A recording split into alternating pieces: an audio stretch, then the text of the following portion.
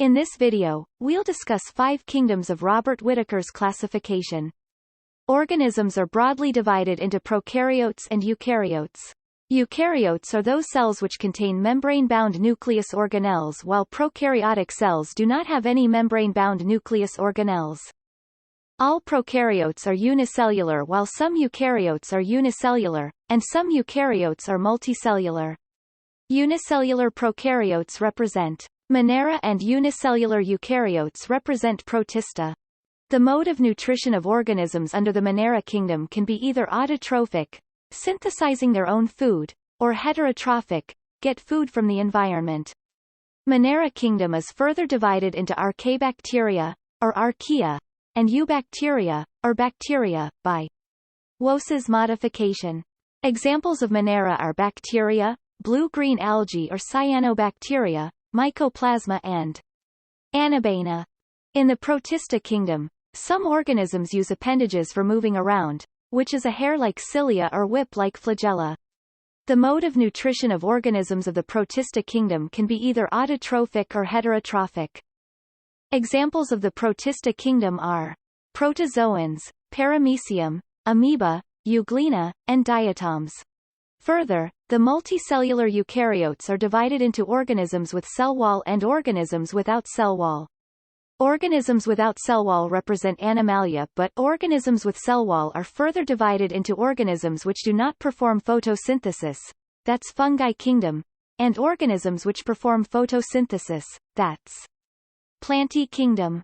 Fungi kingdom. All Fungi kingdom organisms are heterotrophic. They use decaying organic materials as their food and therefore are called saprophytes. Many of them have the capacity to become multicellular at certain stages of their life. They have cell walls made up of tough complex sugar named chitin. Some fungal organisms live in permanent mutually dependent relationships with blue-green algae. Such relationships are called symbiotic. The symbiotic life forms are called lichens, which are slowly growing large colored patches on bark of trees. Examples of Fungi kingdom are yeasts and mushrooms. Plantae kingdom. Organisms under the Plantae kingdom are autotrophic and use chlorophyll for photosynthesis. Plantae organisms are further divided into 5 subgroups. The first subgroup is Thallophyta. They do not have well-differentiated body designs. All of them are commonly called algae. They are predominantly aquatic. Examples are Eulothrix, Cladophora, Ulva, Spirogyra, Chara. The second subgroup is Bryophyta. These are called amphibians of Plantae kingdom. They have differentiated body designs to form stem and leaf-like structures. But, there is no specialized tissue for conduction of water and other substances from one part of the body to another. Examples are Riccia, Marchantia, Funaria. The third group is Pteridophyta. They have well-differentiated body designs with roots, stems and leaves. They have specialized tissue for conduction of water and other substances from one part of the body to another. Examples are Marsilea, fern. Thallophytes, bryophytes and pteridophytes have some common characteristics. 1. They all have naked embryos called spores. 2. Their reproductive organs are very inconspicuous and therefore they are called cryptogamy or those with hidden reproductive organs. However, plants with well-differentiated reproductive tissues that ultimately make seeds are called phanerogams. Phanerogams are further divided into gymnosperms and angiosperms. Gymnosperms term is made from 2 Greek words. Gymno means naked and sperma means seed. All plants of this group bear naked seeds and are usually perennial, evergreen and woody. Some examples are Pinus, Cycas. Angiosperms term is made from 2 Greek words. Angio means covered and sperma means seed. In them, seeds develop inside an organ which is modified to become a fruit. These are also called flowering plants. Plant embryos in seeds have structures called cotyledons. Cotyledons are called seed leaves, as they emerge and become green when seed germinates. They represent a bit of pre-designed plant in seed. On the basis of the number of cotyledons, angiosperms are divided into monocotyledonous or monocots. That is plants with seeds having a single cotyledon, and dicots, that is plants with seeds having 2 cotyledons. Examples of angiosperms: monocots, Paphiopedilum, Dicots. Ipomia. Animalia kingdom. Now, let's discuss the Animalia kingdom. All organisms under this kingdom are eukaryotic, multicellular, heterotrophic, and they do not have cell walls. Animalia kingdom organisms are further divided into 10 subgroups. The first subgroup is Porifera. Porifera means organisms with holes or pores all over the body. They are non-mobile animals attached to some solid support. Their pores help in circulating water throughout the body to bring in food and oxygen. They are covered with a hard outside layer or skeleton. They have very minimal differentiation and division into tissues. They are commonly called sponges and are mainly found in marine habitat.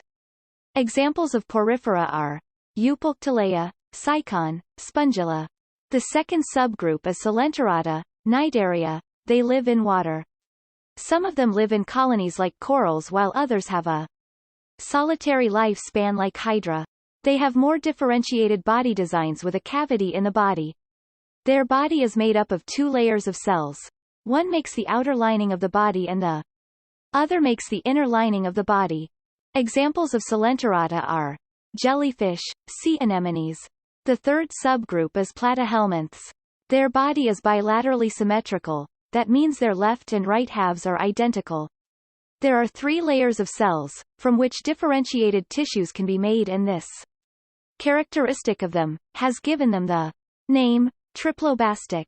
However, there is no true internal body cavity or coelom, in which well-developed organs can be accommodated. Their body is flattened dorsiventrally, that is from top to bottom, and that's why they are called flatworms. They are either free-living or parasitic. Examples of platyhelminths are planaria, liverfluke, tapeworm. The fourth group is nematoda. They are also bilaterally symmetrical and triplobastic, like platyhelminths. However, their bodies are cylindrical instead of flattened. There is a body cavity or pseudocoelom, and tissues are also present, but there are no real organs. They are very familiar with parasitic worms causing diseases such as the worms causing elephantiasis, filarial worms, or the worms in the intestines, roundworms or pinworms. Examples of nematoda are Ascaris, Wuchereria. Now, the fifth subgroup is Annelida. They are also bilaterally symmetrical and triplobastic and have a true body cavity, which allows true organs to be packaged in the body structure. There is an extensive organ differentiation that occurs in segments, lined up one after another from head to tail. Their habitats are freshwater, marine water and land.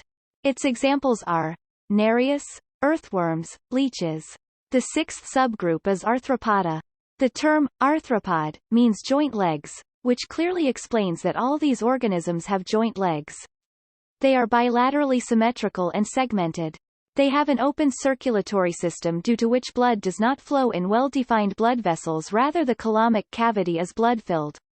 Its examples are prawns, butterfly, housefly, spiders, scorpion, centipede, cockroach. The seventh subgroup is Mollusca. They are bilaterally symmetrical. They have coelomic cavity, little segmentation, open circulatory system, kidney-like organ for excretion and a foot for moving around. Its examples are chitin, octopus, pila, unio. The eighth subgroup is Echinodermata. The term is made of 2 Greek words, echinos, meaning hedgehog, and derma, meaning skin. Thus, these organisms are spiny-skinned. They are free-living marine animals. They are triplobastic and have coelomic cavity. They have peculiar water-driven tube system for moving around. They have hard calcium carbonate structures that are used as a skeleton.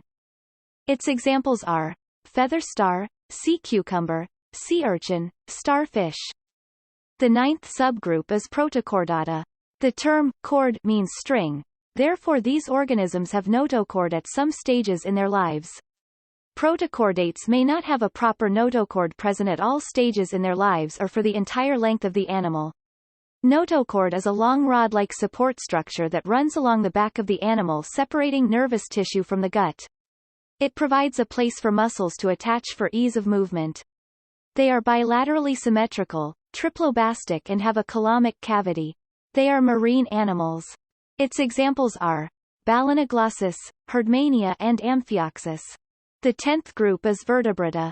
They are bilaterally symmetrical, triplobastic, coulombic and segmented, with complex differentiation of body tissues and organs. They have a true vertebral column and internal skeleton, allowing a completely different distribution of muscle attachment points to be used for movement. They have a notochord, a dorsal nerve cord and paired gill pouches.